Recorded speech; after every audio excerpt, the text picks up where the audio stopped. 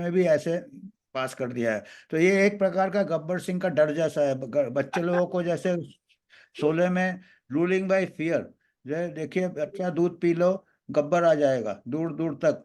तो ये अभी डरा के, अभी जो वर्ल्ड कम्युनिटी को डरा दिया है, ऐसा पेंडेमिक में तांडव किया है इन्होंने कि ये बहुत बड़ा महामारी है। और आपने देखा होगा कोविड पेंडेमिक में आपके आजू बाजू कितने का डेथ हुआ था, जो बुजुर्ग का तो हो जाता है डेथ अनफॉर्चुनेटली, किसी को कुछ पहले से कोमोबिडिटी है, कोई भी वायरल इन्फेक्शन, उसको फ्लू भी हो जाता है या कॉमन कोल्ड भी हो जाता है, जो बहुत ज़्यादा बीमार है तो सुपर इन्फेक्शन से कई बार देहांत हो जाते हैं। अब उसको अगर आपने आरटीपीसीआर करके आपने बोला कि ये केस है, लॉकडाउन है, एक भगदड़ मचा दिया था, आपने स्टैम्पीड बना दिया था, मेडिकल हॉस्पिटल बेड्स नहीं थे, तो नॉर्मल बीमारियों का ट्रीटमेंट नहीं हुआ, उसमें कई लोग मर गए और उसको इन्फ्लेट करके कोविड डेथ बताया, तो सब डरे हुए थे। तो अभी क्या है, अभी टेड्रोस गब्बर का डर दिखा रहा है कि अगला pandemic would be even deadlier than कैसे बता सकता है वो डेडलियर होगा। अभी देखिए हमारे यहाँ इतने आविष्कार हुए हैं, मेडिकल टेक्नोलॉजी एडवांस हुआ है, पहले जैसा तो नहीं है कि प्लेग से पूरा का पूरा गांव खत्म हो जाता था, स्मॉल पॉक्स से गांव खत्म हो जाता था।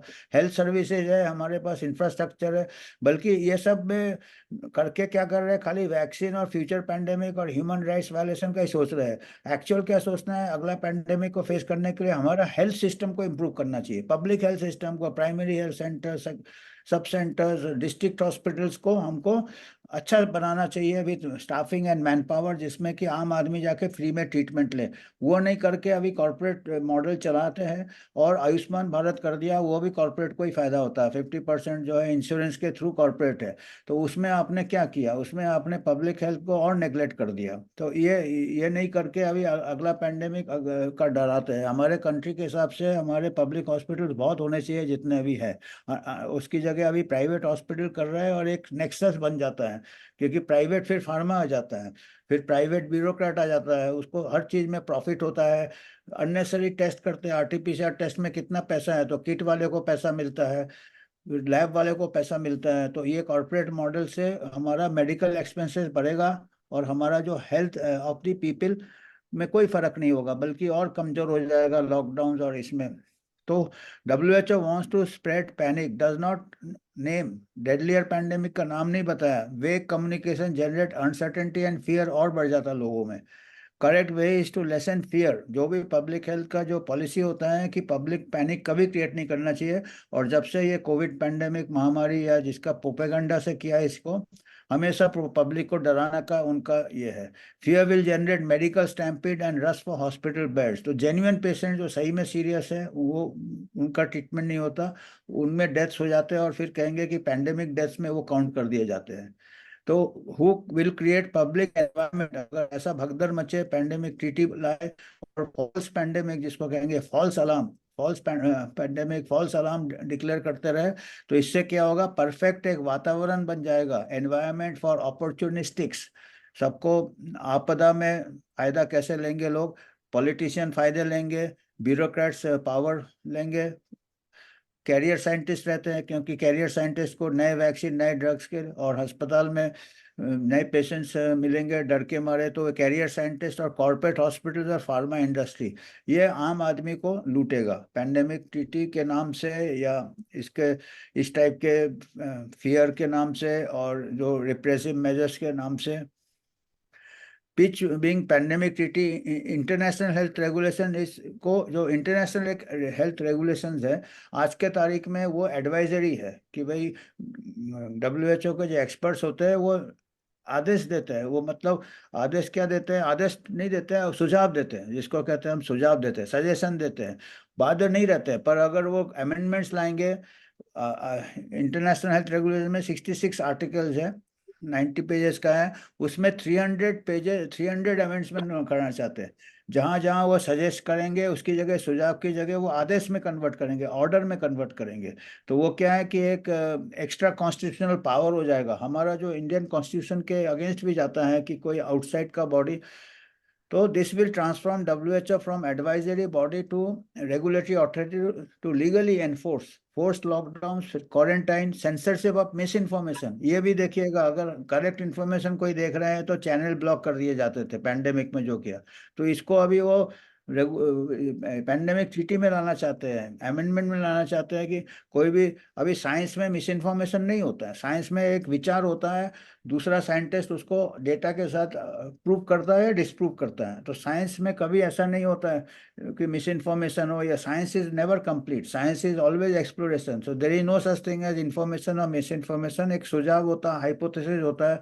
तो अभी जैसे कोई दूसरे तरीके का सुझाव दे रहा है, एक ही थिंकिंग नहीं होता, एक थिंकिंग साइंस नहीं, वो रिलीजन हो जाता, फेथ हो जाता।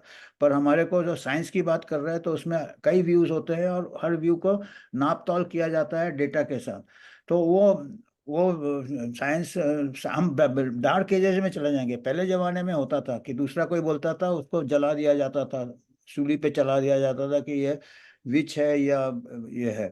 तो फिर बॉर्डर क्लोजर्स, जैसे अभी मूवमेंट रिस्ट्रिक्शन हो गया था, आप कहीं भी जा नहीं सकते आप। वैक्सीन मैंडेट्स, वैक्सीन मैंडेट्स, अभी तो हम बच गए थे कि जेकब फुलियल का केस और प्रशांत भूषण ने लड़ा था कि मैंडेट को हटाया था, फिर भी कई लोगों को इनडायरेक्टली मैंडेट कर दिया था कि आप मॉल में नहीं जा सकते, आप ट्रैवल नहीं कर सकते, एयरलाइन में जा सकते, सब्जी खरीदने जा सकते अगर आप वैक्सीन नहीं लगाया है तो।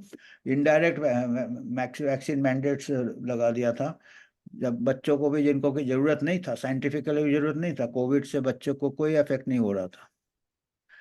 सीनियर पहले का जो फॉर्मर साइंटिस्ट था, डॉक्टर बेल ने कहा है कि WHO has serious conflicts of interest. WHO चीटी लाएगा, इंडिपेंडेंट बॉडी नहीं है WHO, एक तो अनइलेक्टेड बॉडी है, कोई उसको एक्स्ट्रा ऑर्डिनरी पावर आ जाएंगे, और वो चाइना के इन्फ्लुएंस में, फार्मास्यूटिकल इंडस्ट्री के इन्फ्लुएंस में, उसका 80% फंडिंग फार्मा से होता है। एंड डेमोक्रेटिक इलेक्टेड भी नहीं है, नॉमिनेटेड मेंबर्स हैं, दे विल हैव अथॉरिटी रहेगा, और कोई अकाउंटेबिलिटी नहीं रहेगा, जिम्मेदारी कुछ नहीं रहेगा, पावर रहेगा। तो ये, अगर केरला हेल्थ बिल, हम लोग यहाँ पे सोच रहे हैं कि हमारा गवर्नमेंट अपोज करेगा WHO को, और यहाँ हम देख रहे हैं कि केरला हेल्थ बिल इसी लाइन पे है।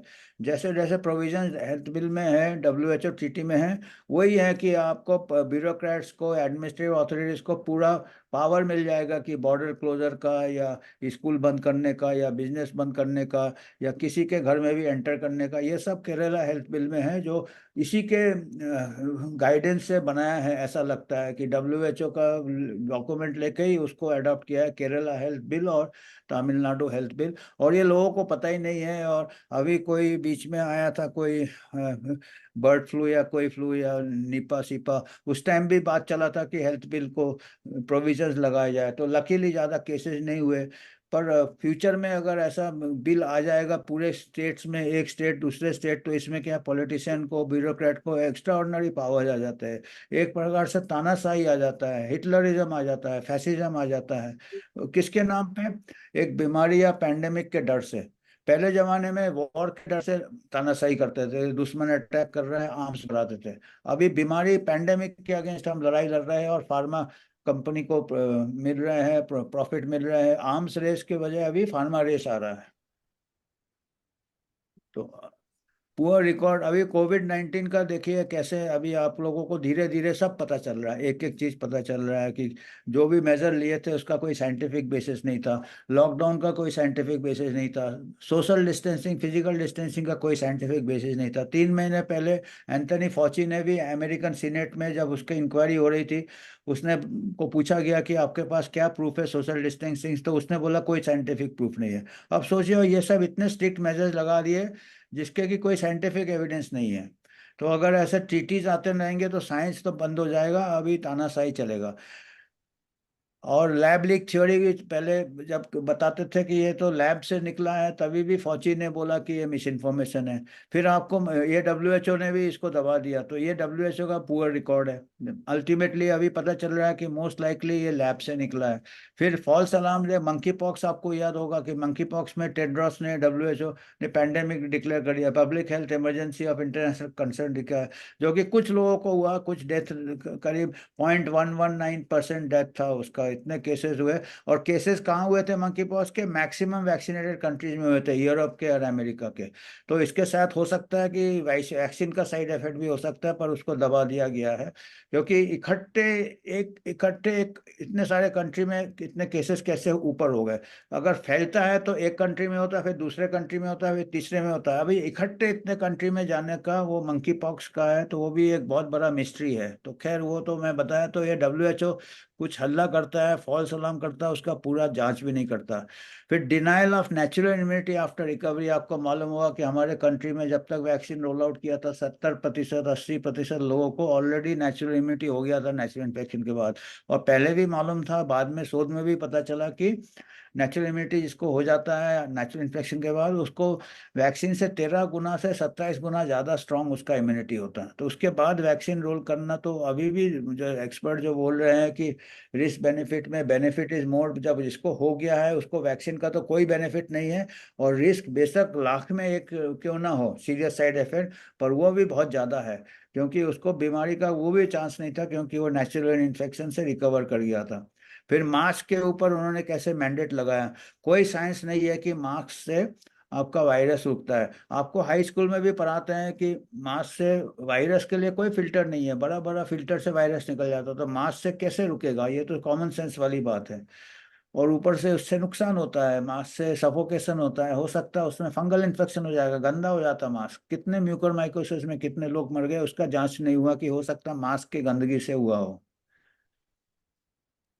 तो US कांग्रेसमैन ने भी कहा है कि एब्सर्ड प्रोपोजल टू सरेंडर अपनी आज़ादी to sovereignty to the corrupt WHO is a serious breach of constitutional principles that will lead to less accountability and more misconduct by this problematic US agency.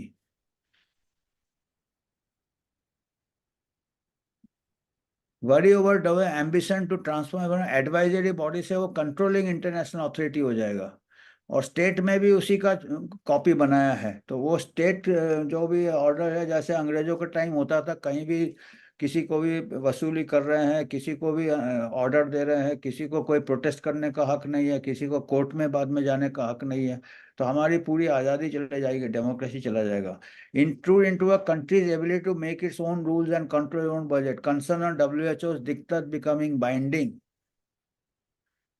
No concerns from MPs in the. अच्छा, हमारे MP में कोई नहीं। एक बीच में कोई mister Hegde खड़े हुए थे राज्यसभा में, एक ही MP ने अभी तक बताए थे कि ये ट्रीटी न लाया जाए, कंसर्न जताया था। और no discussion on treaty in Indian parliament. और केरला में पता नहीं बिगर कोई डिबेट का पास कैसे कर दिया है। तमिलनाडु लोगों को तो मालूम ही नहीं है, हमारे पब्लिक हेल्थ वाले को नहीं मालूम, डॉक्टर्स को तो कई 90% डॉक्टर्स को मालूम नहीं है कि ट्रीटी क्या है या केरला हेल्थ बिल क्या है। धीरे से बैकडोर से ऐसे स्ट्रॉन्ग ये ले आते हैं प्रोविजन, बाद में आफत होगा अगर कोई ऐसा फर्जी पेंडेमिक फ्यूचर में डिक्लेयर किया। No discussion on treaty in Indian parliament on a treaty which will hit at the foundation of democracy, suppress human rights, take away autonomy of citizens, take away right to free speech. अभी जैसे हम बोल रहे हैं या doctor Reddy कुछ बोल रहे हैं, उनको सेंसर कर दिया जाएगा, उनको ये मिस इन्फॉर्मेशन कर दिया जाएगा, यहाँ तक कि है कि जेल में भी भर्ती कर देंगे इनको मिस इन्फॉर्मेशन करके, ये करके। तो फ्यूचर काफ़ी चिंताजनक है ऐसे अगर चलता रहेगा तो अभी देखिए, ये पहले बताया था चीफ जस्टिस बनने के पहले, अभी के जो चीफ जस्टिस ने एक बार कोई मीटिंग में बताया था कि states can spread lies but the citizens must remain vigilant and they have a duty to expose the lies. वो खुद चीफ जस्टिस ने कहा था कि भाई जो गवर्नमेंट है वो तो झूठ फैलाएगा, पर सिटीजन का कर्तव्य है कि सतर्क रहे।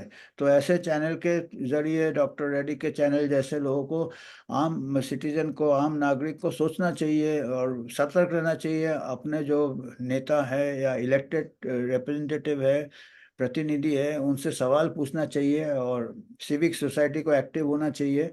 तभी जाके हमारा जो आज़ादी है वो बचा रहेगा। तो वे फॉरवर्ड आगे कैसे जानेंगे हम इसको बचने के लिए? ऐसे स्ट्रॉन्ग बिल्स और ड्रेकोनियन बिल्स हम कहेंगे, MPs, legal experts, civic societies, ethics wale should engage in public debate on the treaty. We have a huge burden of public health challenges already. हमारा TB, child malnutrition, dengue, which को देखा जाए तो pandemic तो इसी बीमारियों का हमेशा साल के बाद साल चल रहा है। इसके बारे में कोई नहीं सोच रहे। छोटा सा कोई रेस्पिरेटरी वायरस आ जाए जो अंग्रेजों को में हो रहा है, उन लोग का एज ज्यादा रहता है, ओबीस रहते हैं, उनमें मोर्टेलिटी होता है और हमारे को बंद कर दिया जाता है। यहाँ किसी ने कहा भी था, कोई लैंडसेट में ही एक लेख था कि जो लॉकडाउन होता है वो पुअर पीपल को नुकसान होता है और रिच रिच हो जाता है, पुअर पुअर हो जाता है, उसका बिजनेस चला जाता, उसका ये आमदनी चली जाती है, मेल न्यूट्रिशन हो जाता है लॉकडाउन से। तो हमको जैसे गब्बर गो का ये थाली बजाना चाहिए अभी, जैसे कोरोना गो की जगह गब्बर गो शुड बी और चैंट दिया और बीटिंग ऑफ थाली, इसकी गब्बर को भगाना है। गब्बर क्या है, अभी पेंडेमिक का गब्बर बना रहे हैं। गब्बर सिंह को जैसे डराते थे, नया डिजीज को, पेंडेमिक को डरा के या टेड्रोस को डरा के, WHO को, हमको WHO से निकलना है, नहीं तो ये हम हमेशा ऐसे मिसगाइड होते रहेंगे। गब्बर गो, ये WHO गो हमारा नारा चालू हो जाना चाहिए, तभी जाके हमारा हेल्थ इंप्रूव होगा, क्योंकि ये अभी फार्मा का इंटरेस्ट इसको प्रमोट करता है, सिटीजन का इंटरेस्ट नहीं प्रमोट करता है। वो एक बार फ्लाइट थैंक यू। करेंगे सब, गब्बर गो